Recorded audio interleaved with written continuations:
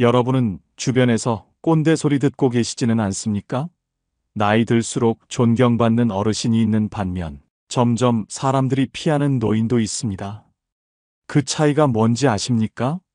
서울 강서구 경로당에서 실제로 있었던 일입니다. 71세 김모 씨는 경로당에서 가장 나이가 많았습니다. 그런데 아무도 김 씨 옆에 앉으려 하지 않았습니다. 김 씨가 오면 사람들이 자리를 피했습니다. 이유가 뭘까요? 김 씨는 입만 열면 자랑이었습니다. 자식 자랑, 돈 자랑, 과거 자랑이 끝이 없었습니다. 남의 말은 끊고 자기 이야기만 했습니다. 젊은 사람들 무시하고 경로당 직원에게 함부로 대했습니다. 나이 많다는 이유로 모든 걸 당연하게 여겼습니다. 결국 김 씨는 경로당에서 왕따가 되었습니다. 혼자 앉아서 혼자 밥을 먹었습니다. 나이가 많아서 존경받는 게 아니라 행동이 추해서 외면당한 겁니다. 지금부터 말씀드릴 5가지 행동, 절대 하지 마십시오. 먼저, 구독, 좋아요 꾹 눌러주시면 재물운 가득할 겁니다. 65세 넘어 가장 추해 보이는 첫 번째 행동은 젊은 사람들을 무시하는 겁니다. 여러분은 요즘 젊은이들 보면 어떤 생각이 드십니까? 버릇 없다고 생각하십니까? 예의 없다고 화내십니까? 그 태도가 여러분을 추하게 만듭니다. 나이 많다고 자동으로 존경받는 시대는 끝났습니다. 요즘 젊은이들은 나이만으로 존경하지 않습니다. 행동으로 보여줘야 합니다. 나이 들었다고 함부로 대하면 뒤에서 꼰대 소리 듣습니다. 인천 연수구 마트에서 일어난 실제 사건입니다. 68세 최모 씨가 계산대에서 20대 직원에게 소리를 질렀습니다. 카드 결제가 안 된다고 직원을 탓했습니다. 직원이 카드사에 문의해보라고 친절하게 설명했습니다. 최 씨는 화를 냈습니다. 어린 것이 말대꾸한다고 소리쳤습니다. 나이 든 사람한테 그렇게 말하냐고 따졌습니다. 요즘 젊은 것들은 버릇이 없다고 욕했습니다. 주변 사람들이 모두 쳐다봤습니다. 직원은 당황했습니다. 잘못한 게 없는데 욕을 먹었습니다. 매니저가 와서 상황을 정리했습니다. 알고 보니 최 씨 카드가 한도 초과였습니다. 직원 잘못이 아니었습니다. 최 씨는 사과도 없이 그냥 나갔습니다. 그 장면을 본 사람들은 최 씨를 어떻게 봤을까요? 불쌍한 노인? 아닙니다. 추한 꼰대였습니다. 나이만 믿고 젊은 직원을 함부로 대하는 추한 노인이었습니다. 최 씨는 자기가 얼마나 추해 보였는지 모릅니다. 여러분은 어떻습니까? 젊은 직원에게 함부로 대하지는 않습니까? 식당, 은행, 병원에서 젊은 직원들을 아래로 보지는 않습니까? 나이 어리다고 반말하지는 않습니까? 젊은 사람들도 인격이 있습니다. 나이가 어려도 존중받을 권리가 있습니다. 나이 많다고 함부로 대할 권리는 없습니다. 오히려 나이 든 사람이 먼저 존중해야 합니다. 버스나 지하철에서 자리 안 양보한다고 화내지 마십시오. 양보는 친절이지 의무가 아닙니다. 젊은 사람도 아플 수 있고 피곤할 수 있습니다. 양보받으면 고맙다고 하십시오. 당연하게 생각하지 마십시오. 요즘 젊은이들 비난하지 마십시오. 요즘 애들은 버릇 없다. 요즘 애들은 게으르다. 이런 말 하지 마십시오. 모든 세대가 그런 말 들으며 자랐습니다. 여러분도 젊었을 때 그런 소리 들었습니다. 젊은이들의 문화를 무시하지 마십시오. 이해 안 된다고 무시하지 마십시오. 시대가 변했습니다. 젊은이들은 다른 환경에서 자랐습니다. 다른 것이 틀린 게 아닙니다. 자기 시대 자랑하지 마십시오. 우리 때는 이랬다. 우리 때는 저랬다. 이런 말 하지 마십시오. 그때는 그때고 지금은 지금입니다. 과거가 더 좋았다고 강요하지 마십시오. 젊은 사람들 앞에서 가르치려 들지 마십시오. 물어보지도 않았는데 훈계하지 마십시오. 인생 선배라고 조언하지 마십시오. 그들도 생각이 있고 계획이 있습니다. 손주뻘 되는 사람에게도 존댓말 하십시오.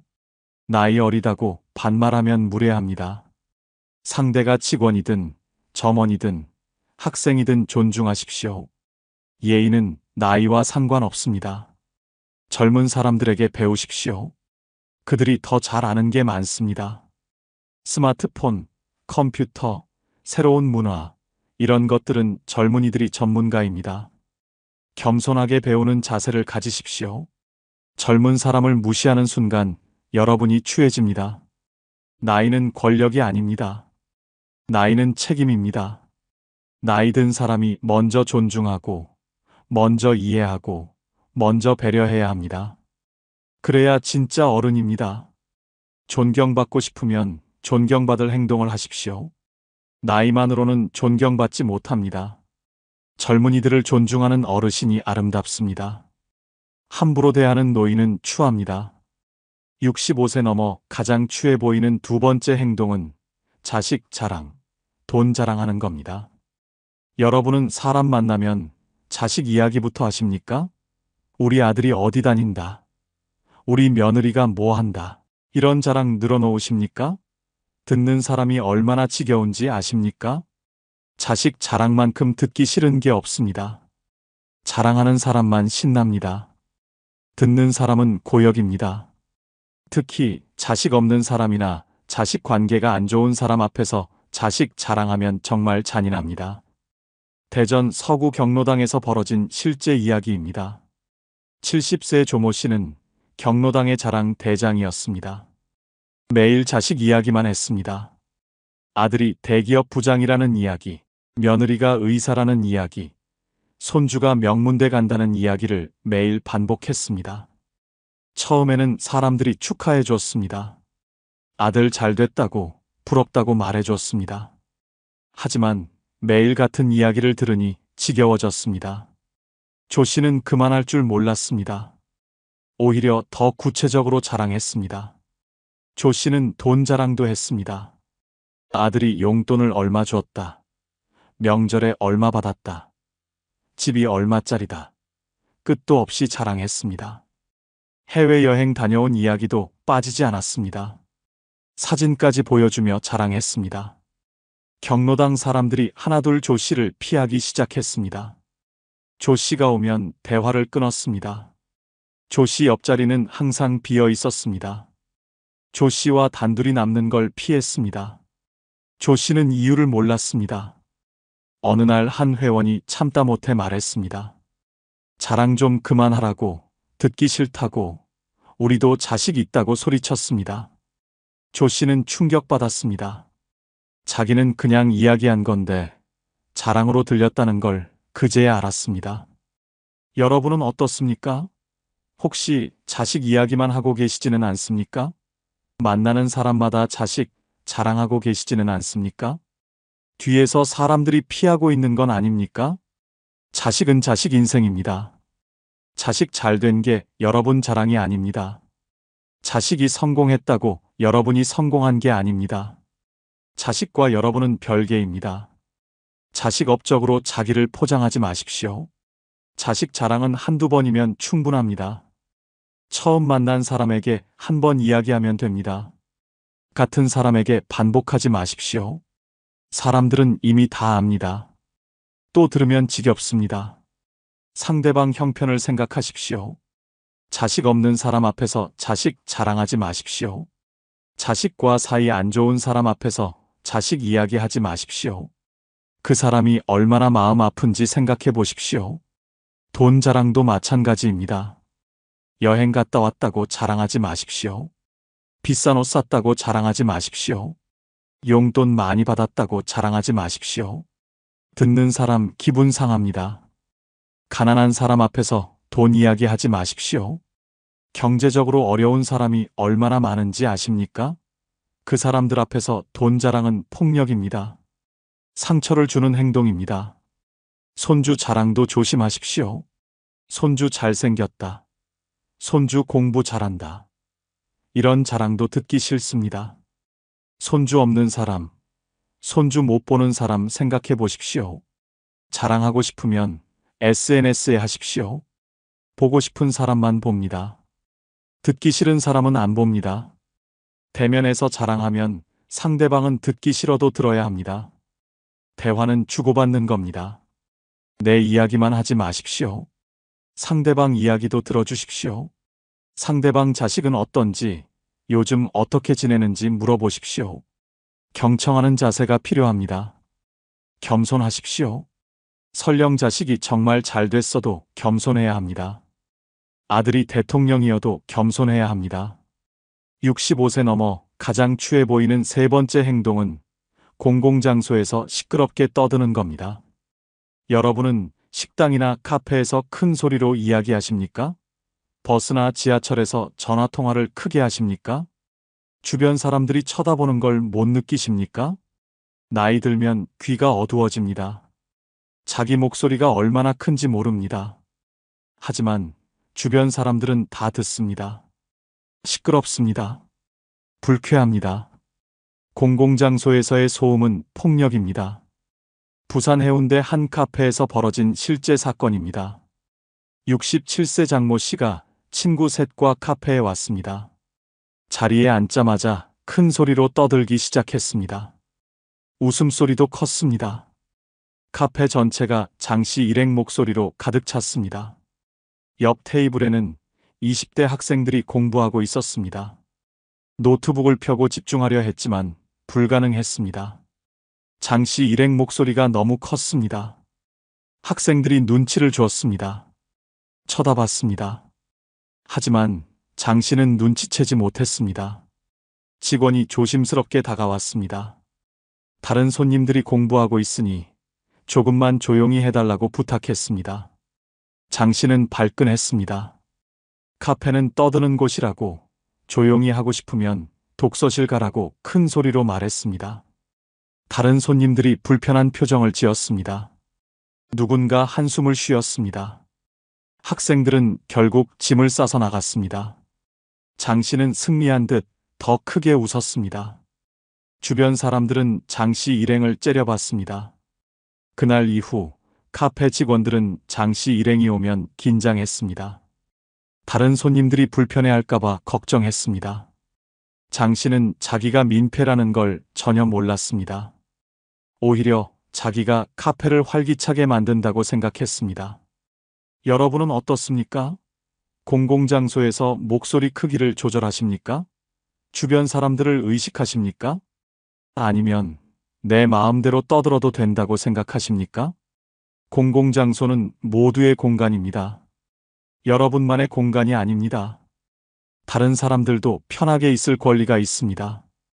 큰 소리로 떠들면 다른 사람에게 피해를 줍니다. 식당에서 조용히 대화하십시오. 친구들과 만나서 반가운 건 압니다. 하지만 목소리를 낮추십시오. 옆 테이블 사람들이 여러분 대화를 듣고 싶어 하지 않습니다. 버스나 지하철에서 전화통화 조심하십시오. 꼭 받아야 하면 작은 소리로 짧게 하십시오. 길게 통화하지 마십시오. 사적인 이야기를 모든 승객이 듣게 하지 마십시오. 병원 대기실에서 떠들지 마십시오. 아픈 사람들이 쉬고 있습니다. 조용히 기다리십시오.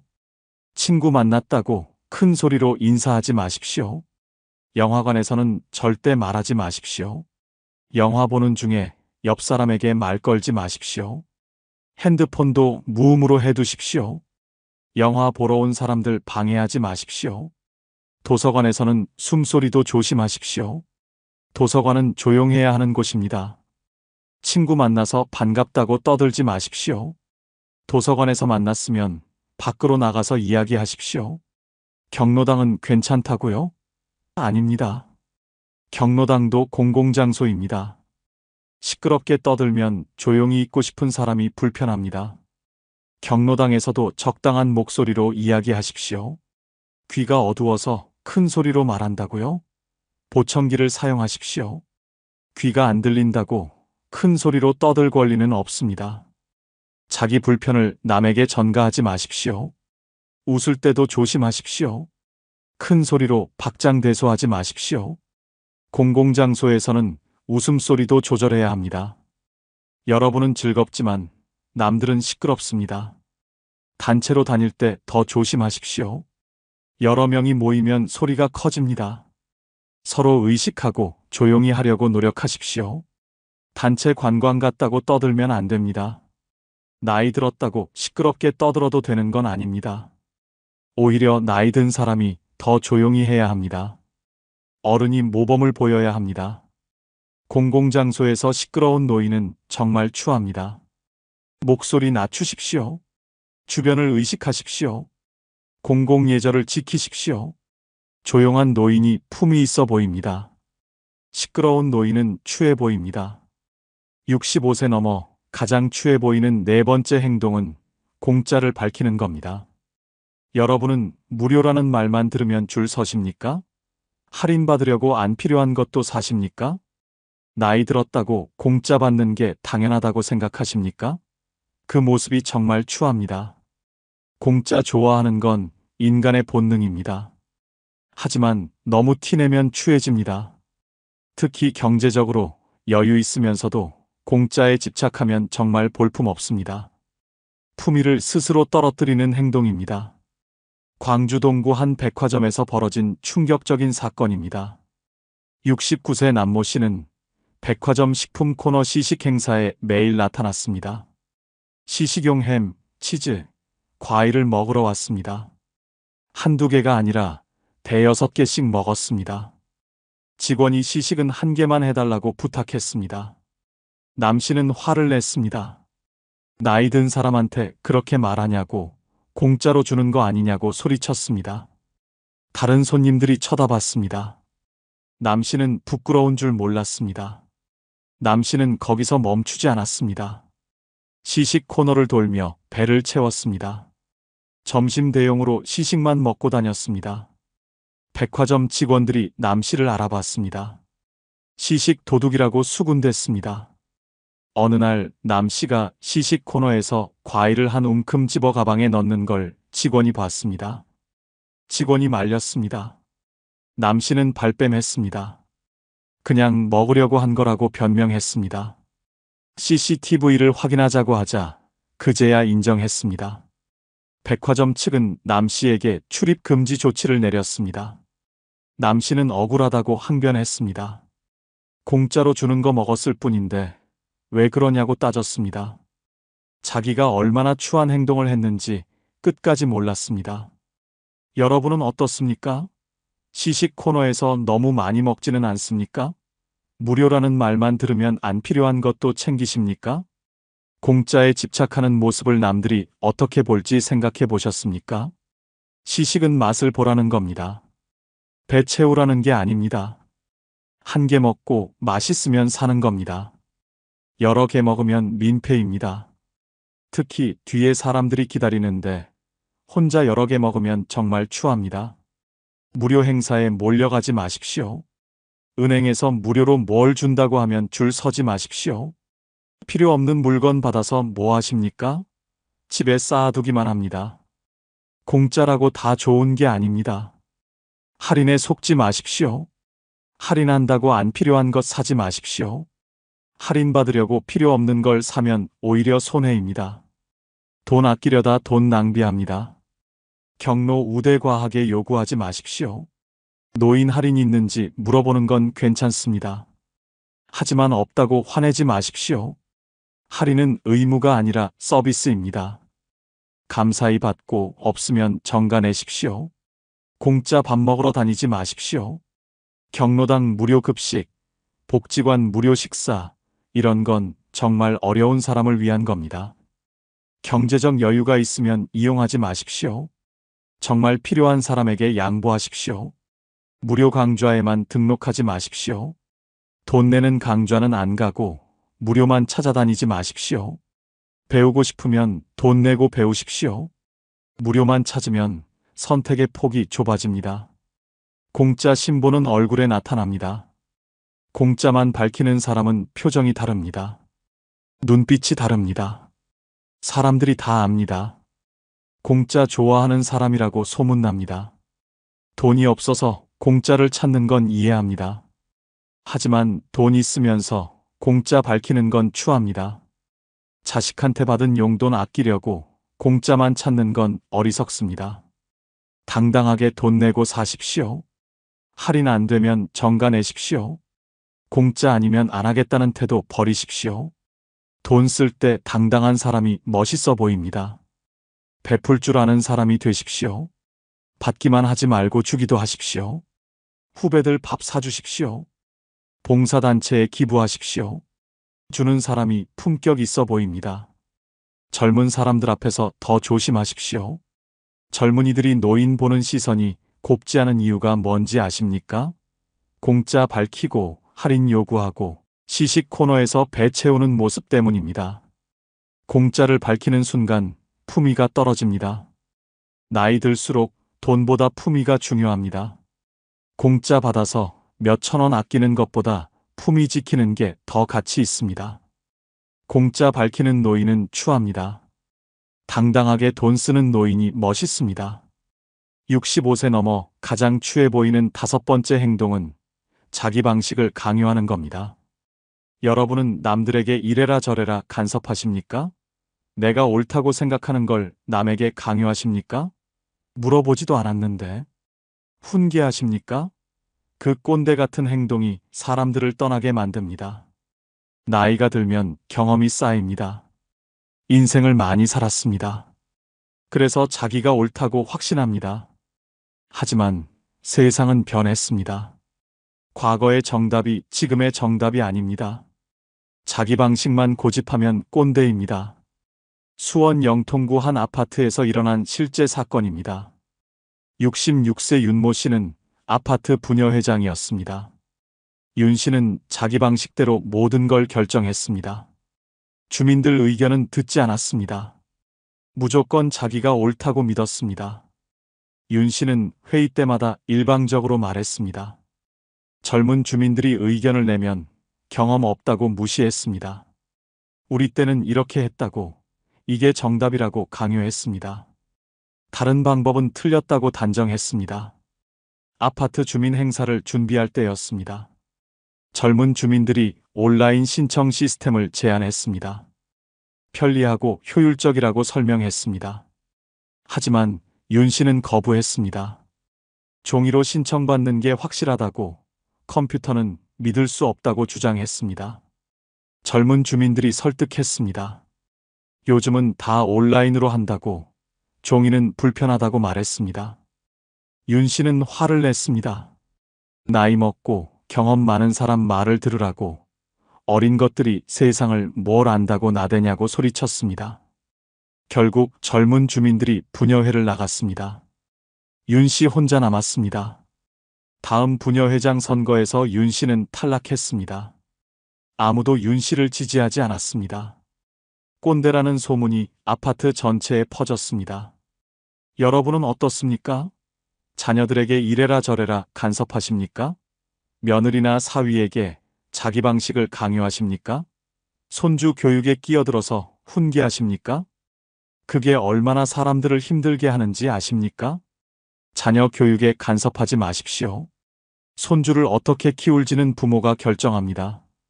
여러분 방식이 정답이 아닙니다. 시대가 다릅니다.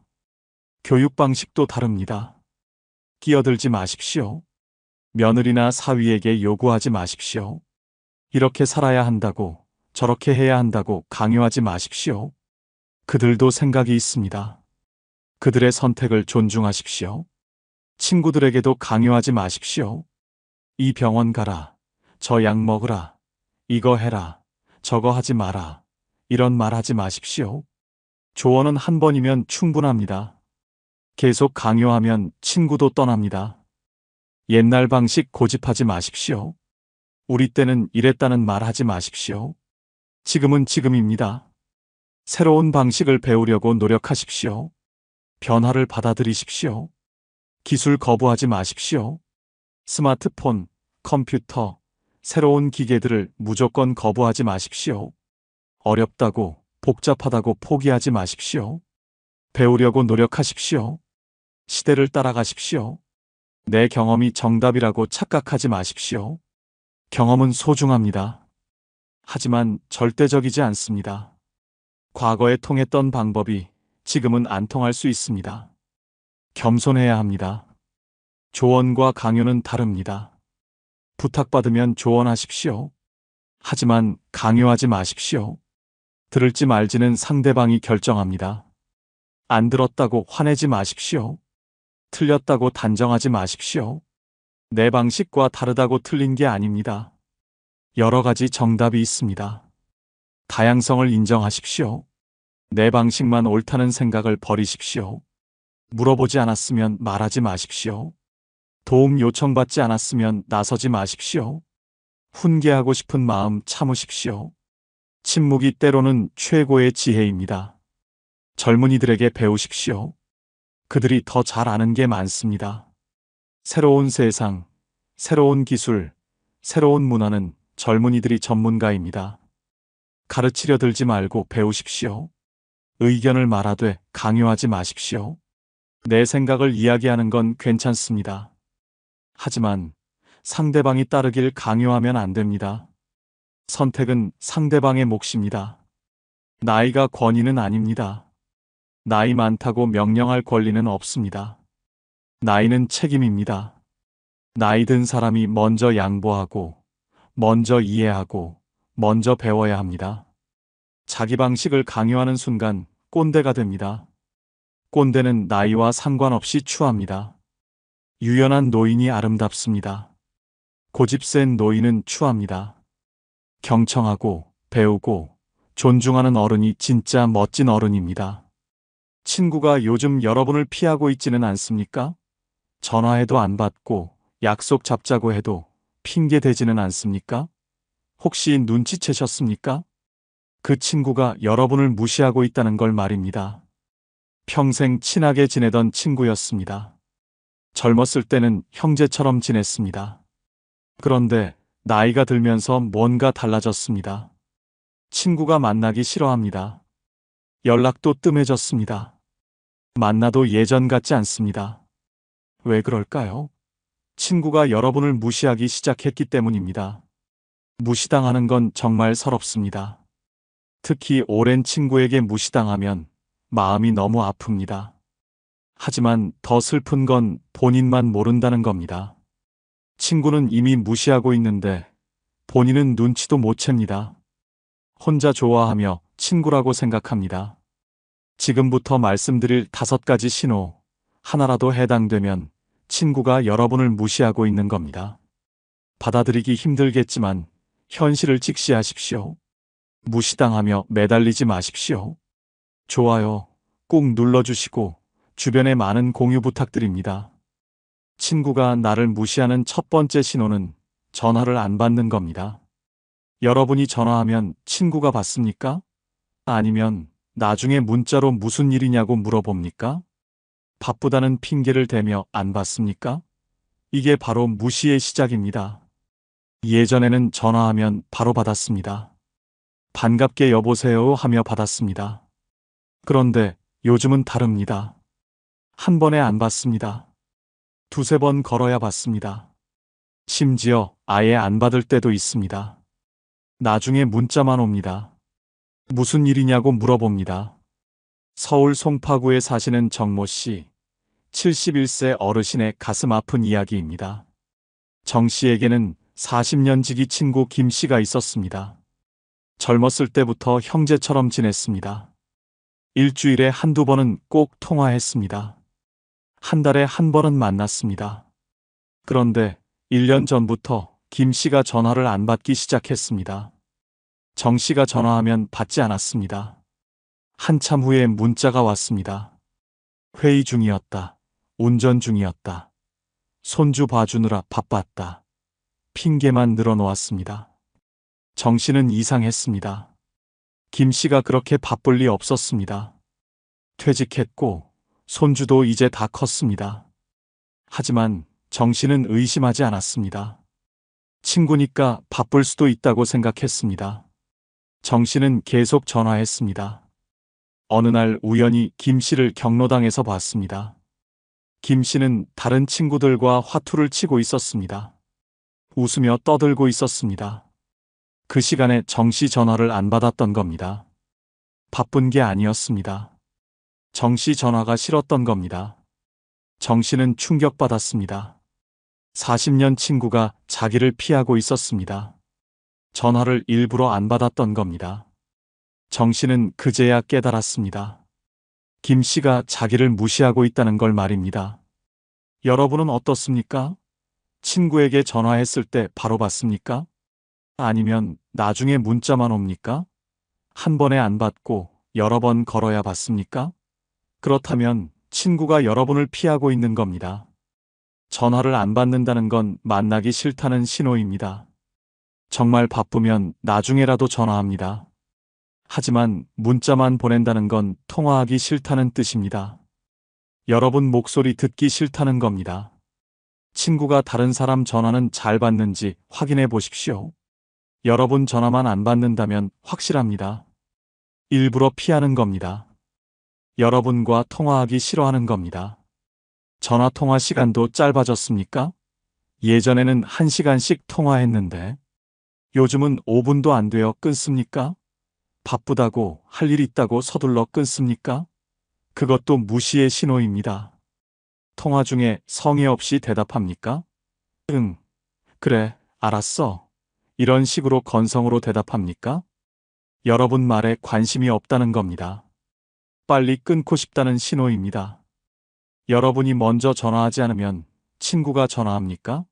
아니면 여러분만 일방적으로 전화합니까? 친구는 한 번도 먼저 전화 안 합니까? 그렇다면 관계가 이미 깨진 겁니다. 친구가 전화 안 받으면 문자 폭탄 보내지 마십시오. 왜 안 받느냐고 따지지 마십시오. 그럴수록 더 피합니다. 전화 안 받는다는 건 거리를 두고 싶다는 신호입니다. 매달리지 마십시오. 전화 안 받는 친구에게 계속 전화하지 마십시오. 자존심 버리지 마십시오. 무시당하면서까지 매달릴 필요 없습니다. 받아들이십시오. 친구가 변했습니다. 더 이상 여러분을 친구로 생각하지 않습니다. 슬프지만 현실입니다. 전화 안 받는 친구는 이미 친구가 아닙니다. 정리하십시오. 전화 안 받는 친구에게 연연하지 마십시오. 그 시간에 여러분 전화 받아주는 다른 친구를 만나십시오. 무시하는 사람 붙잡느라 시간 낭비하지 마십시오. 전화를 안 받는다는 건 명백한 무시입니다. 친구가 여러분을 멀리하고 싶다는 신호입니다. 더 이상 관계를 유지하고 싶지 않다는 뜻입니다. 받아들이고 놓아주십시오. 친구가 나를 무시하는 두 번째 신호는 약속을 자꾸 미루는 겁니다. 여러분이 만나자고 하면 친구가 바로 약속 잡습니까? 아니면 나중에 보자고, 다음에 보자고 미룹니까? 핑계를 대며 약속을 회피합니까? 이게 바로 여러분을 만나기 싫다는 신호입니다. 예전에는 만나자고 하면 당장 내일이라도 만났습니다. 언제 어디서 만날까 신나게 계획했습니다. 그런데 지금은 다릅니다. 만나자고 하면 애매하게 대답합니다. 다음 주에, 다다음 주에, 바쁘니까, 나중에, 이렇게 계속 미룹니다. 부산 남구에 사시는 강모 씨, 74세 어르신의 씁쓸한 이야기입니다. 강 씨에게는 고등학교 동창 이 씨가 있었습니다. 50년 넘게 친하게 지냈습니다. 한 달에 한 번은 꼭 만나서 밥 먹고 차 마셨습니다. 둘도 없는 친구였습니다. 그런데 2년 전부터 이 씨가 약속을 미루기 시작했습니다. 강 씨가 다음 주에 만나자고 하면 이 씨는 그때는 안 된다고 했습니다. 손주 봐줘야 한다고, 병원 가야 한다고, 집안일 있다고 핑계를 댔습니다. 강 씨는 그럼 언제 되냐고 물었습니다. 이 씨는 나중에 연락하겠다고 했습니다. 하지만 연락은 오지 않았습니다. 강 씨가 다시 연락하면 또 미뤘습니다. 이런 일이 반복됐습니다. 1년 동안 강 씨는 이 씨에게 10번도 넘게 만나자고 했습니다. 하지만 단 한 번도 만나지 못했습니다. 이 씨는 항상 바빴습니다. 항상 일이 있었습니다. 강 씨는 계속 기다렸습니다. 언젠가는 만날 수 있을 거라고 믿었습니다. 그러던 어느 날 강 씨는 충격적인 장면을 목격했습니다. 식당에서 밥을 먹는데 이 씨가 보였습니다. 다른 친구들과 웃으며 식사하고 있었습니다. 이 씨는 강 씨를 못 본 척 했습니다. 강 씨는 그 순간 깨달았습니다. 이 씨가 자기만 안 만나는 거라는 걸 말입니다. 강 씨는 배신감을 느꼈습니다. 바쁘다던 친구가 다른 사람들과는 만나고 있었습니다. 손주 봐준다던 핑계가 거짓말이었습니다. 강 씨만 피하고 있었던 겁니다. 강 씨는 그날 이후 이 씨에게 연락하지 않았습니다. 여러분은 어떻습니까?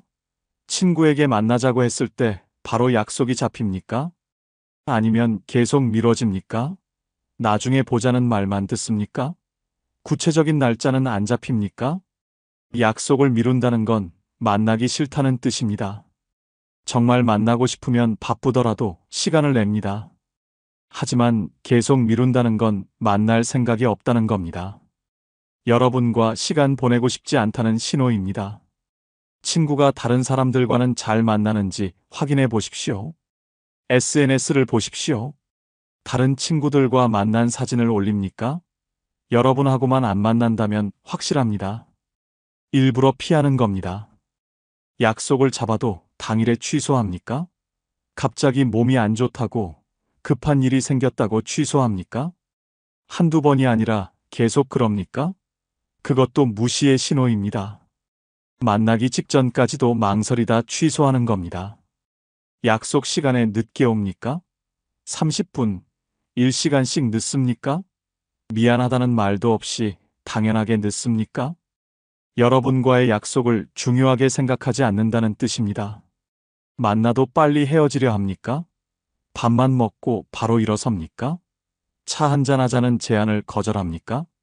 집에 가야 한다고 할 일 있다고 서두릅니까? 여러분과 오래 있기 싫다는 신호입니다. 여러분만 일방적으로 약속을 잡으려 합니까? 친구는 먼저 만나자는 말 한 번도 안 합니까? 항상 여러분이 먼저 연락해야 합니까? 그렇다면 관계가 끝난 겁니다. 매달리지 마십시오. 계속 미루는 친구에게 집착하지 마십시오. 만나자고 애걸하지 마십시오. 자존심 지키십시오. 만나기 싫어하는 사람 붙잡을 필요 없습니다. 거절을 받아들이십시오. 약속을 미룬다는 건 부드러운 거절입니다. 직접적으로 싫다고 말 못해서 미루는 겁니다. 눈치채야 합니다. 더 이상 연락하지 마십시오. 정리하십시오. 약속 안 잡히는 친구는 이미 친구가 아닙니다. 여러분 시간 낭비하지 마십시오. 그 시간에 여러분을 만나고 싶어하는 다른 친구를 만나십시오. 새 친구를 사귀십시오. 늙은 친구가 떠나면 새 친구를 만드십시오. 경로당, 복지관에 가면 새 친구를 사귈 수 있습니다. 무시하는 친구에게 연연하지 마십시오. 약속을 자꾸 미루는 건 명백한 무시입니다. 여러분을 피하고 싶다는 신호입니다. 더 이상 관계를 원하지 않는다는 뜻입니다. 받아들이고 놓아주십시오. 무시당하며 매달리는 건 비참합니다. 친구가 나를 무시하는 세 번째 신호는 여러분 말에 관심이 없다는 겁니다. 여러분이 이야기할 때 친구가 제대로 듣습니까?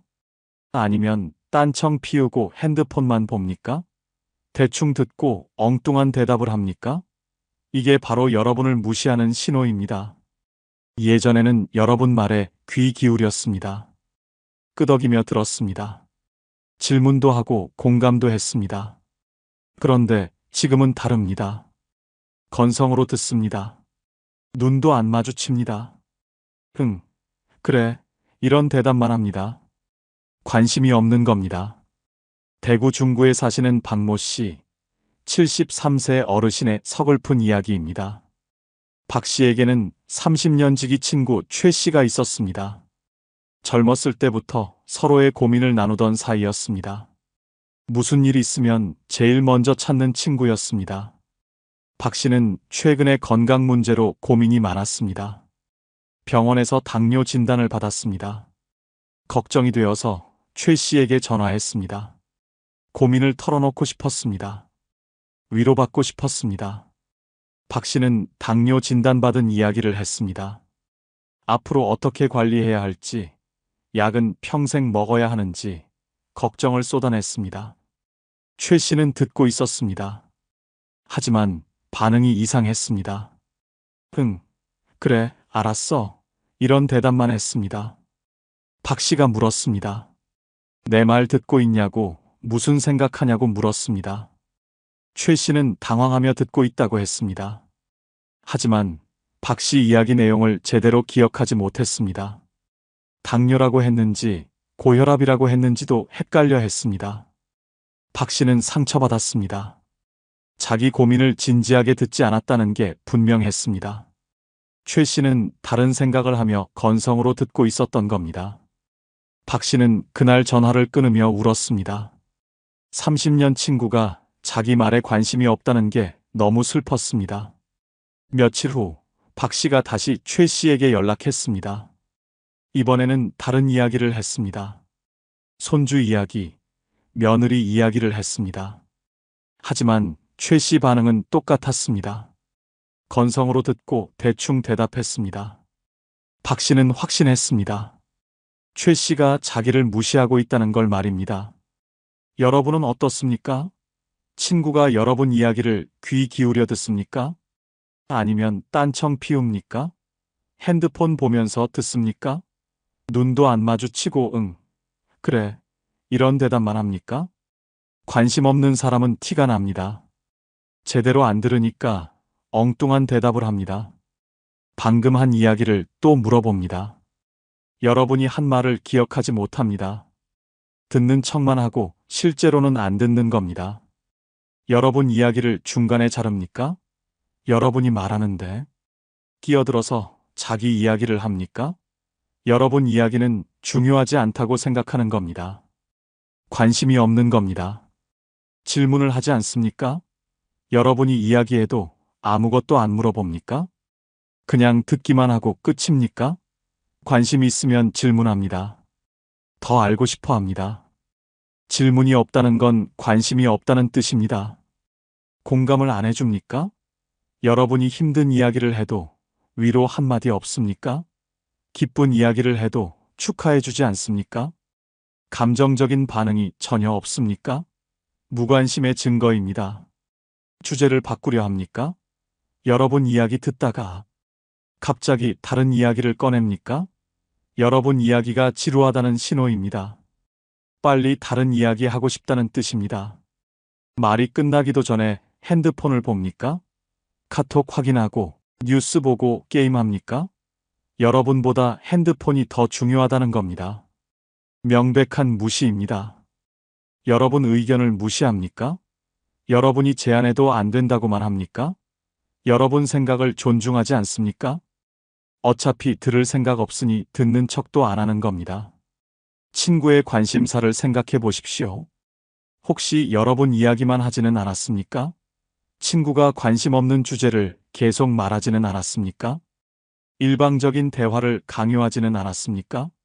하지만 진짜 친구라면 관심 없는 이야기도 들어줍니다. 중요한 건 여러분이기 때문입니다. 여러분이 중요하지 않으니까 들어주지 않는 겁니다. 받아들이십시오. 여러분 말에 관심 없는 친구는 진짜 친구가 아닙니다. 듣는 척만 하고 실제로는 무시하는 겁니다. 그런 사람에게 속마음 털어놓지 마십시오. 정리하십시오. 관심 없는 친구에게 이야기하느라 시간 낭비하지 마십시오. 진짜 여러분 이야기를 들어주는 사람을 찾으십시오. 경청해주는 친구가 진짜 친구입니다. 여러분 말에 관심 없다는 건 명백한 무시입니다. 여러분을 중요하게 생각하지 않는다는 신호입니다. 더 이상 깊은 관계를 원하지 않는다는 뜻입니다. 인정하고 거리를 두십시오. 친구가 나를 무시하는 네 번째 신호는 모임에 여러분만 안 부른다는 겁니다. 친구들끼리 모임이 있는데 여러분만 빠져 있습니까? 나중에 알게 되었습니까? 왜 안 불렀냐고 물으면 깜빡했다고 핑계를 댑니까? 이게 바로 따돌림입니다. 예전에는 모임이 있으면 당연히 불렀습니다. 여러분 없이는 모임이 안 됐습니다. 그런데 지금은 다릅니다. 몰래 만납니다. 여러분 모르게 모임을 합니다. 의도적으로 빼는 겁니다. 인천 부평구에 사시는 유모 씨, 70세 어르신의 충격적인 이야기입니다. 유 씨는 고등학교 동창회 회원이었습니다. 10명 정도 되는 친구들이 한 달에 한 번씩 정기적으로 만났습니다. 유 씨는 한 번도 빠진 적이 없었습니다. 그런데 3개월 전부터 이상했습니다. 동창회 모임 연락이 안 왔습니다. 유 씨는 이번 달은 모임이 없나 보다 생각했습니다. 하지만 다음 달도 그 다음 달도 연락이 없었습니다. 어느 날 유 씨는 우연히 동창 한 명의 SNS를 보게 되었습니다. 거기에는 동창회 모임 사진이 올라와 있었습니다. 일주일 전에 찍은 사진이었습니다. 모두 웃으며 찍은 단체 사진이었습니다. 유 씨만 없었습니다. 유 씨는 머리를 망치로 맞은 것 같았습니다. 모임이 없는 게 아니었습니다. 자기만 빼고 만난 겁니다. 몰래 모임을 한 겁니다. 일부러 자기를 안 부른 겁니다. 유 씨는 배신감을 느꼈습니다. 유 씨는 동창 회장에게 전화했습니다. 왜 자기만 안 불렀냐고 따졌습니다. 동창 회장은 미안하다고 깜빡했다고 변명했습니다. 하지만 유 씨는 알았습니다. 일부러 뺀 거라는 걸 말입니다. 여러분은 어떻습니까? 친구들끼리 만났다는 소식을 나중에 듣습니까? 모임 사진을 SNS에서 보고 놀랍니까? 여러분만 빠진 모임이 있습니까? 그렇다면 따돌림 당하는 겁니다. 한두 번은 실수일 수 있습니다. 하지만 계속 반복된다면 확실합니다. 일부러 안 부르는 겁니다. 여러분과 만나기 싫어하는 겁니다. 친구들이 여러분 앞에서 모임 이야기를 합니까? 아니면 조심스럽게 피합니까? 여러분 앞에서는 모임 이야기를 안 한다면 숨기는 겁니다. 여러분 모르게 만나고 싶다는 뜻입니다. 왜 따돌리는지 생각해 보십시오. 혹시 여러분이 모임 분위기를 망치지는 않았습니까? 자랑만 하거나 불평만 하지는 않았습니까? 다른 사람 말을 끊거나 무시하지는 않았습니까? 하지만 이유가 뭐든 따돌리는 건 잘못입니다. 싫으면 직접 말해야 합니다. 몰래 빼는 건 비겁한 겁니다. 그런 친구들과 어울릴 필요 없습니다. 받아들이십시오. 여러분을 모임에 안 부르는 친구들은 진짜 친구가 아닙니다. 더 이상 함께하고 싶어 하지 않습니다. 여러분이 없는 게 편하다고 생각합니다. 매달리지 마십시오. 억지로 끼려 하지 마십시오. 안 부르는 모임에 가고 싶다고 조르지 마십시오. 자존심 지키십시오. 원하지 않는 곳에 갈 필요 없습니다. 새로운 모임을 만드십시오. 여러분을 환영하는 사람들과 어울리십시오. 경로당, 복지관, 동호회에 가면 새 친구를 만날 수 있습니다. 따돌리는 사람들에게 연연하지 마십시오. 모임에 안 부른다는 건 명백한 무시입니다. 여러분을 배제하고 싶다는 신호입니다. 더 이상 친구로 생각하지 않는다는 뜻입니다. 인정하고 떠나십시오. 친구가 나를 무시하는 5번째 신호는 돈이 필요할 때만 연락한다는 겁니다. 평소에는 연락도 없다가 돈 빌려달라는 전화만 옵니까? 부탁할 일 있을 때만 찾습니까? 도움받고 나면 또 연락 끊깁니까? 이게 바로 여러분을 이용하는 겁니다. 진짜 친구는 도움 필요할 때만 찾지 않습니다. 평소에도 안부를 묻습니다. 그냥 보고 싶어서 연락합니다. 하지만 가짜 친구는 다릅니다. 필요할 때만 친구 행세합니다. 이용만 하고 버립니다. 광주 서구에 사시는 한모 씨, 72세 어르신의 뼈아픈 이야기입니다. 한 씨에게는 20년 지기 친구 조 씨가 있었습니다. 조 씨는 경제적으로 어려웠습니다. 한 씨는 여유가 있었습니다. 조 씨는 종종 한 씨에게 돈을 빌렸습니다. 처음에는 급한 일이 있다며 100만 원을 빌렸습니다. 한 씨는 친구니까 흔쾌히 빌려줬습니다. 조 씨는 고맙다고 했습니다. 곧 갚겠다고 약속했습니다. 하지만 돈을 받고 나서 조 씨는 연락이 끊어졌습니다. 3개월 후 조 씨에게서 전화가 왔습니다. 반가운 마음에 한 씨는 전화를 받았습니다. 하지만 조 씨는 안부 인사도 없이 바로 돈 이야기를 꺼냈습니다. 또 급한 일이 생겼다며 200만 원을 빌려달라고 했습니다. 한 씨는 당황했습니다. 전에 빌린 돈은 언제 갚을 거냐고 물었습니다. 조 씨는 미안하다고 다음 달에 같이 갚겠다고 했습니다. 한 씨는 또 빌려줬습니다. 친구를 믿었습니다. 하지만 조 씨는 약속을 지키지 않았습니다. 돈을 갚지 않았습니다. 연락도 안 했습니다. 한 씨가 전화하면 안 받았습니다. 6개월 후 조 씨는 또 전화했습니다. 또 돈이 필요하다고 했습니다. 한 씨는 그제야 깨달았습니다. 조 씨가 자기를 친구가 아니라 ATM으로 본다는 걸 말입니다. 돈 필요할 때만 연락하는 거라는 걸 알았습니다. 한 씨는 거절했습니다. 조 씨는 화를 내며 전화를 끊었습니다. 그 후로 조 씨는 다시는 연락하지 않았습니다. 여러분은 어떻습니까? 친구가 평소에는 연락 없다가 부탁할 일이 있을 때만 연락합니까? 돈 빌려달라고만 합니까? 도움받고 나면 또 연락 끊깁니까? 그렇다면 이용당하는 겁니다. 진짜 친구인지 확인하십시오. 여러분이 어려울 때 도와줍니까? 아니면 받기만 합니까? 일방적으로 주기만 한다면 친구가 아닙니다. 거머리입니다. 거절할 줄 아십시오. 친구라고 무조건 들어줄 필요 없습니다. 돈 빌려달라는 친구에게 안 된다고 말하십시오. 진짜 친구라면 이해합니다. 화내는 친구는 가짜입니다. 받아들이십시오. 이용만 하는 친구는 진짜 친구가 아닙니다. 여러분 돈만 필요한 겁니다. 여러분 자체는 중요하지 않습니다. 더 이상 속지 마십시오. 정리하십시오.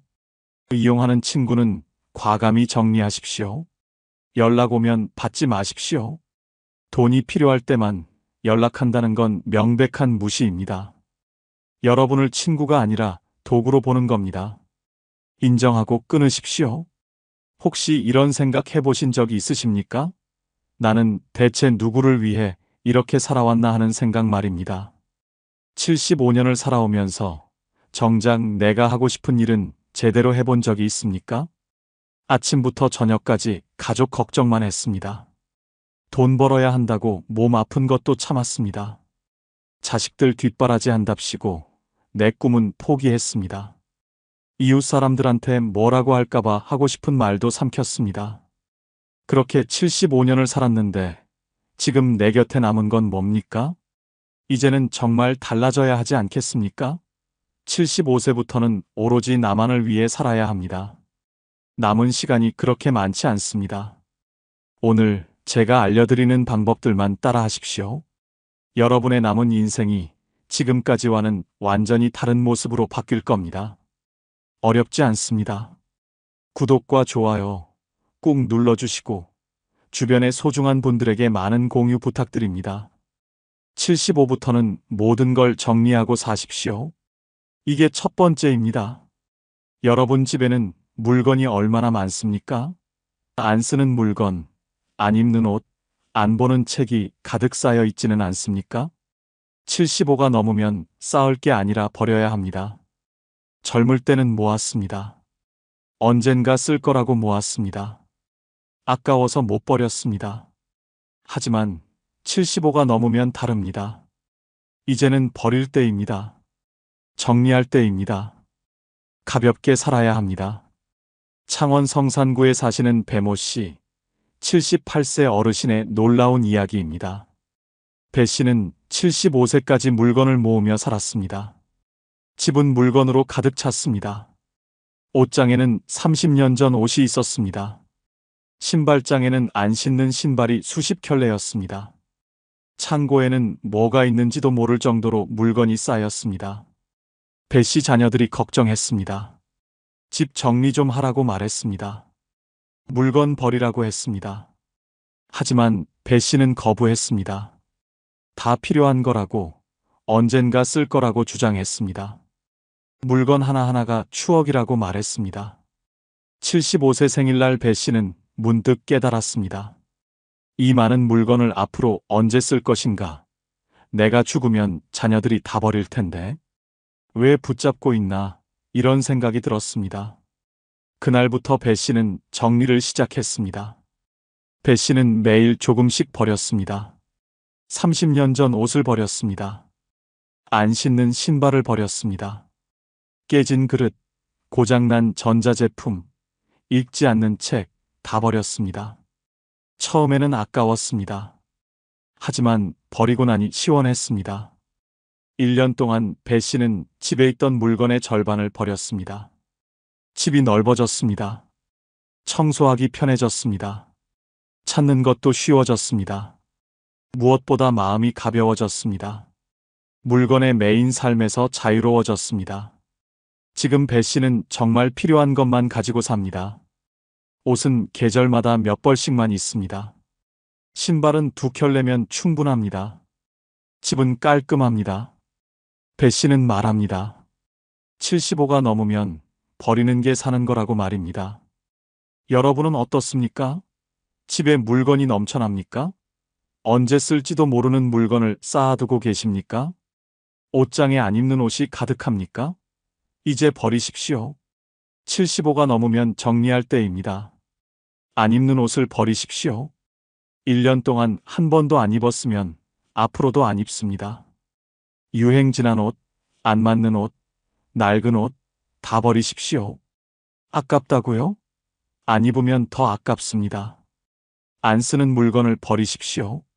고장난 물건, 중복된 물건, 언젠가 쓸 거라는 물건 다 버리십시오.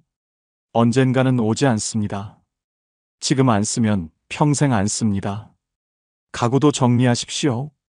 큰 장롱, 무거운 책상 필요 없습니다. 75가 넘으면 간단한 가구면 충분합니다.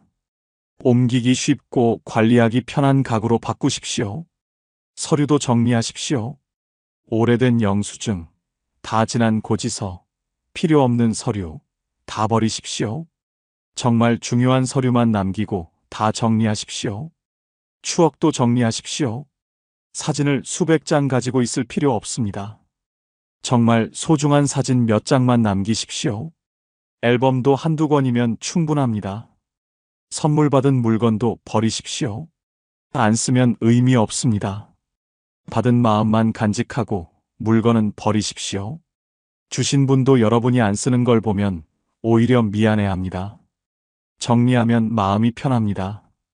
물건에 얽매이지 않습니다. 청소하기 쉽습니다. 이사하기도 편합니다. 나중에 자녀들에게 짐을 안 남깁니다. 자녀에게 물어보십시오. 이 물건 나중에 가져갈 거냐고 물으십시오. 안 가져간다고 하면 지금 버리십시오. 물려줄 것도 없습니다. 자녀들은 부모 물건 안 가져갑니다. 기부하십시오. 버리기 아까우면 필요한 사람에게 주십시오. 옷, 가구, 책, 기부할 곳 많습니다. 버리는 것보다 기부하는 게 마음 편합니다. 75부터는 가볍게 사십시오. 물건 없이도 행복할 수 있습니다. 오히려 물건이 없어야 자유롭습니다. 정리하고 사는 삶이 진짜 멋진 삶입니다. 75부터는 매일매일을 마지막처럼 사십시오. 이게 2번째입니다. 여러분은 내일도 당연히 온다고 생각하십니까? 다음 달도, 내년도 당연히 있을 거라고 믿으십니까? 75가 넘으면 그런 보장은 없습니다. 오늘이 마지막일 수 있습니다. 무섭다고요? 슬프다고요? 아닙니다. 오히려 자유롭습니다. 내일이 없다고 생각하면 오늘을 허투루 보낼 수 없습니다. 하고 싶은 걸 미루지 않습니다. 후회 없이 살게 됩니다. 제주도에 사시는 오모 씨, 79세 어르신의 감동적인 이야기입니다. 오 씨는 75세에 암 진단을 받았습니다. 의사는 1년 정도라고 했습니다. 오 씨는 충격받았습니다. 하지만 포기하지 않았습니다. 남은 시간을 어떻게 보낼지 고민했습니다. 오 씨는 버킷리스트를 만들었습니다. 하고 싶었던 것들을 적었습니다. 제주도 한 바퀴 돌기, 손주들과 여행 가기, 옛 친구들 만나기, 바다에서 수영하기, 이런 것들이었습니다. 거창한 게 아니었습니다. 소박한 것들이었습니다. 오 씨는 매일 리스트를 보며 하나씩 실천했습니다. 제주도 구석구석을 다녔습니다. 손주들과 제주 여행을 했습니다. 30년 만에 고향 친구를 만났습니다. 바다에 들어가 수영도 했습니다. 매일이 선물 같았습니다. 1년이 지났습니다. 오 씨는 아직 살아 있었습니다. 기적이 일어났습니다. 암이 사라졌습니다. 의사도 놀랐습니다. 오 씨는 웃으며 말했습니다. 매일 행복하게 살았더니 병도 도망갔다고 말입니다. 지금 오 씨는 79세입니다. 여전히 매일을 마지막처럼 삽니다. 하고 싶은 건 미루지 않습니다. 보고 싶은 사람은 바로 만납니다. 먹고 싶은 거 먹고 가고 싶은 곳 갑니다. 오 씨는 말합니다. 75가 넘으면 내일은 없다고 생각하고 오늘을 살라고 말입니다. 여러분은 어떻습니까? 내일 하지 뭐, 다음에 하지 뭐, 이렇게 미루고 계십니까? 언젠가 하겠다고 생각하십니까? 75가 넘으면 언젠가는 오지 않습니다. 오늘 하십시오. 지금 하십시오. 하고 싶은 걸 하십시오. 배우고 싶었던 거 배우십시오. 가고 싶었던 곳 가십시오. 만나고 싶은 사람 만나십시오. 내일로 미루지 마십시오. 오늘이 마지막이라고 생각하십시오. 사랑한다고 말하십시오. 자녀에게, 손주에게, 친구에게 사랑한다고 말하십시오. 고맙다고 말하십시오. 미안하다고 말하십시오. 표현하지 않으면 후회합니다. 오늘 말하십시오. 화해하십시오. 사이 안 좋은 사람이 있습니까? 화해하십시오. 자존심 버리십시오. 먼저 손 내미십시오. 75가 넘어서까지 원수 지고 살 필요 없습니다. 용서하십시오. 여러분에게 상처 준 사람을 용서하십시오. 미움 갖고 사는 건 피곤합니다. 용서하면 마음이 편해집니다. 용서는 상대를 위한 게 아니라 여러분을 위한 겁니다. 후회를 정리하십시오. 과거의 후회를 내려놓으십시오. 이미 지나간 일입니다. 돌이킬 수 없습니다. 후회하느라 오늘을 낭비하지 마십시오. 감사하십시오. 오늘 하루 살아있는 것에 감사하십시오. 밥 먹을 수 있는 것, 걸을 수 있는 것, 볼 수 있는 것, 모든 게 감사한 일입니다. 당연한 게 없습니다. 웃으십시오. 매일 웃으십시오. 웃을 일이 없어도 웃으십시오. 웃으면 행복해집니다. 행복해서 웃는 게 아니라 웃어서 행복한 겁니다. 사진을 찍으십시오. 오늘의 순간을 기록하십시오. 손주와 함께, 친구와 함께 사진을 찍으십시오. 추억을 만드십시오. 나중에 보면 행복합니다. 선물을 주십시오. 주변 사람들에게 선물을 주십시오. 비싼 거 아니어도 됩니다. 작은 선물, 따뜻한 말 한마디도 선물입니다. 주는 것이 받는 것보다 행복합니다. 매일 아침 감사 기도를 하십시오. 오늘 하루를 주셔서 감사하다고, 건강하게 해주셔서 감사하다고 기도하십시오. 신앙이 없어도 괜찮습니다. 그냥 감사하다고 말하십시오. 저녁에는 오늘을 돌아보십시오. 오늘 뭐 했는지, 누구 만났는지, 무엇을 느꼈는지 돌아보십시오. 후회 없는 하루였는지 스스로에게 물어보십시오. 75부터는 매일이 보너스입니다. 오늘 하루가 선물입니다. 내일은 모릅니다. 하지만 오늘은 확실합니다. 오늘을 최선을 다해 사십시오. 매일매일을 마지막처럼, 그러면서도 내일을 기대하며 사십시오. 75부터는 체면 따위 다 버리십시오. 이게 세 번째입니다. 여러분은 아직도 남들 시선 신경 쓰십니까? 남들이 뭐라고 할까봐 못하는 게 있습니까? 75가 넘으면 체면이 뭐가 중요합니까? 남은 인생 남 눈치 보며 살 겁니까? 평생 체면 지키며 살았습니다. 남들 보기 부끄럽지 않게 살았습니다. 창피한 일 안 하려고 조심했습니다. 하지만 75가 넘으면 다릅니다. 이제는 체면 버릴 때입니다. 하고 싶은 대로 살 때입니다. 천안 동남구에 사시는 신모 씨, 77세 어르신의 통쾌한 이야기입니다. 신 씨는 평생 체면을 중시하며 살았습니다. 교사였던 신 씨는 항상 단정하게 옷을 입었습니다. 말투도 조심했습니다. 남들에게 모범이 되려고 노력했습니다. 퇴직 후에도 마찬가지였습니다. 신 씨는 하고 싶은 게 있었습니다. 댄스를 배우고 싶었습니다. 젊었을 때부터 춤추는 걸 좋아했습니다. 하지만 못했습니다. 교사가 춤추면 품이 없어 보인다고 생각했습니다. 퇴직 후에도 주저했습니다. 나이 들어서 춤추면 창피하다고 생각했습니다. 75세 되던 해, 신 씨는 결심했습니다. 이제 남은 인생 얼마 안 남았는데, 체면 따지다 죽을 수는 없다고 생각했습니다. 댄스 학원에 등록했습니다. 처음 가는 날 정말 떨렸습니다. 손주뻘 되는 젊은 사람들 사이에서 춤추는 게 부끄러웠습니다.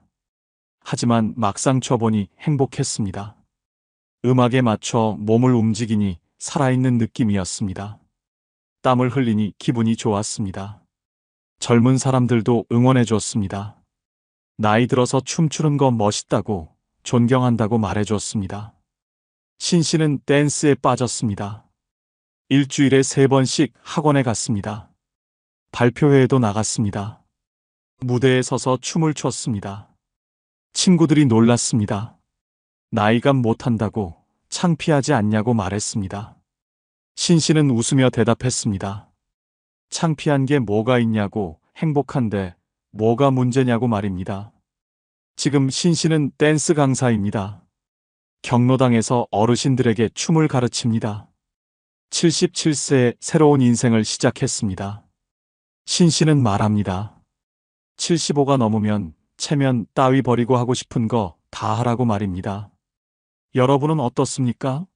아직도 남들 눈치 보고 계십니까? 나이 들어서 이러면 안 된다고 생각하십니까? 창피하다고 포기하십니까? 75가 넘으면 창피한 게 뭐가 있습니까? 하고 싶은 거 하십시오. 춤추고 싶으면 춤추십시오. 노래 부르고 싶으면 노래방 가십시오. 화려한 옷 입고 싶으면 입으십시오. 누가 뭐래도 상관없습니다. 염색하십시오. 머리 염색하고 싶으면 하십시오. 밝은 색으로 염색해도 됩니다. 나이 들어서 염색하면 안 된다는 법 없습니다. 젊어 보이고 싶으면 젊어 보이게 하십시오. 화장하십시오. 여자 어르신이라면 화장하십시오. 립스틱 바르고 볼터치하고 예쁘게 꾸미십시오. 75가 넘었어도 예쁘고 싶은 건 당연합니다. 패션에 신경 쓰십시오. 젊은이들 옷 입으면 어떻습니까? 청바지에 티셔츠 입으면 어떻습니까? 편하고 좋으면 입으십시오. 노인복만 입으라는 법 없습니다. 연애하십시오. 배우자 먼저 보내고 혼자 계십니까? 새로운 사람 만나고 싶으면 만나십시오. 75가 넘어도 연애할 권리 있습니다. 재혼하고 싶으면 하십시오. 자식들 반대해도 하십시오. 자식들이 창피하다고 말립니까? 신경 쓰지 마십시오. 자식들 체면 지켜주려고 불행하게 살 필요 없습니다. SNS 하십시오. 인스타그램, 페이스북, 유튜브 하고 싶으면 하십시오. 나이 들어서 SNS 하면 이상하다고요? 아닙니다. 요즘 노인 유튜버 많습니다. 늦게까지 놀아도 됩니다. 밤늦게까지 친구들과 놀고 싶으면 노십시오. 늙었다고 일찍 자라는 법 없습니다. 신나면 밤새도록 놀아도 됩니다. 큰 소리로 웃으십시오. 공공장소에서도 웃고 싶으면 웃으십시오. 물론 민폐는 안 되지만 적당히 즐거우면 표현하십시오. 참지 마십시오. 실수해도 괜찮습니다. 넘어져도 괜찮습니다. 창피해도 괜찮습니다. 75가 넘으면 실수도 매력입니다. 완벽하려고 애쓰지 마십시오. 남들이 뭐라고 하든 신경 쓰지 마십시오. 나이감 못한다고요? 그래서 어쩔 건데요? 비웃는 사람은 그냥 불쌍한 사람입니다. 여러분 행복을 모르는 사람입니다. 75부터는 자유롭게 사십시오. 체면, 품위, 나이가 다 필요 없습니다. 하고 싶은 거 하고, 입고 싶은 거 입고, 가고 싶은 곳 가십시오. 체면 버리는 순간 진짜 인생이 시작됩니다. 75부터는 혼자 있는 시간을 즐기십시오. 이게 네 번째입니다. 여러분은 혼자 있으면 외롭습니까? 누군가와 항상 함께 있어야 안심되십니까? 75가 넘으면 혼자 있는 법을 알아야 합니다. 혼자여도 행복할 줄 알아야 합니다. 젊을 때는 누군가와 함께였습니다. 가족이 있었습니다. 친구가 있었습니다. 하지만 75가 넘으면 달라집니다. 배우자가 먼저 갑니다. 친구들도 하나둘 떠납니다. 결국 혼자 남습니다. 혼자 있는 걸 두려워하면 불행해집니다. 전주 완산구에 사시는 권모 씨, 78세 어르신의 특별한 이야기입니다. 권 씨는 3년 전 아내를 먼저 보냈습니다. 55년을 함께 산 아내였습니다. 아내가 떠난 후 권 씨는 무너졌습니다. 혼자 있는 게 너무 힘들었습니다. 권 씨는 혼자 있을 수 없었습니다. 아침부터 저녁까지 밖에서 시간을 보냈습니다. 경로당, 복지관, 카페, 어디든 갔습니다. 하지만 피곤했습니다. 권 씨는 깨달았습니다. 혼자 있는 법을 배워야 한다고 생각했습니다. 76세 되던 해, 권 씨는 시도했습니다. 집에서 혼자 하루를 보내보기로 했습니다. 처음에는 정말 힘들었습니다. 하지만 참았습니다. 권 씨는 혼자 할 수 있는 일을 찾았습니다. 책을 읽기 시작했습니다. 빠져들었습니다. 외롭지 않았습니다. 권 씨는 글도 쓰기 시작했습니다. 자기 인생 이야기를 적었습니다. 아내와의 추억을 글로 남겼습니다. 혼자 있는 시간이 소중해졌습니다. 지금 권 씨는 혼자 있는 시간을 즐깁니다. 권 씨는 말합니다. 75가 넘으면 혼자 있는 법을 배워야 한다고 말입니다. 여러분은 어떻습니까? 혼자 있으면 견딜 수 없습니까? 외로움이 두렵습니까? 75가 넘으면 혼자여도 괜찮다는 걸 깨달아야 합니다. 혼자 밥 먹는 연습을 하십시오. 혼자 식당에 가십시오. 처음엔 어색합니다. 하지만 익숙해지면 편합니다. 혼자만의 취미를 가지십시오. 독서, 글쓰기, 그림 그리기, 혼자 할 수 있는 취미를 가지십시오. 명상하십시오. 하루 10분이라도 조용히 앉아 있으십시오. 마음이 평화로워집니다. 일기를 쓰십시오. 매일 저녁 오늘 하루를 돌아보며 일기를 쓰십시오. 고독과 외로움을 구별하십시오. 외로움은 고통입니다. 하지만 고독은 선택입니다. 혼자 있고 싶어서 혼자 있는 것, 이게 고독입니다. 고독을 즐길 줄 아는 사람이 진짜 어른입니다. 혼자여도 괜찮다는 걸 깨달으십시오. 혼자여도 행복할 수 있습니다. 75부터는 혼자 있는 법을 배우십시오. 고독을 친구로 삼으십시오. 혼자여도 행복한 사람이 진짜 자유로운 사람입니다. 75부터는 웃으며 떠날 준비를 하십시오. 이게 5번째입니다. 여러분은 죽음을 생각해 보셨습니까? 두렵습니까? 슬픕니까? 75가 넘으면 죽음을 받아들여야 합니다. 피할 수 없다면 준비하십시오. 웃으며 떠날 준비를 하십시오. 죽음은 끝이 아닙니다. 인생의 완성입니다. 아름답게 마무리해야 합니다. 준비 없이 떠나면 남는 사람들이 힘듭니다. 준비하고 떠나면 모두가 편안합니다. 부산 해운대에 사시는 이모 씨, 81세 어르신의 아름다운 이야기입니다. 이 씨는 75세부터 떠날 준비를 시작했습니다. 유언장을 썼습니다. 재산을 어떻게 나눌지 정했습니다. 장례는 어떻게 치를지 정했습니다. 자녀들에게 미리 알려줬습니다.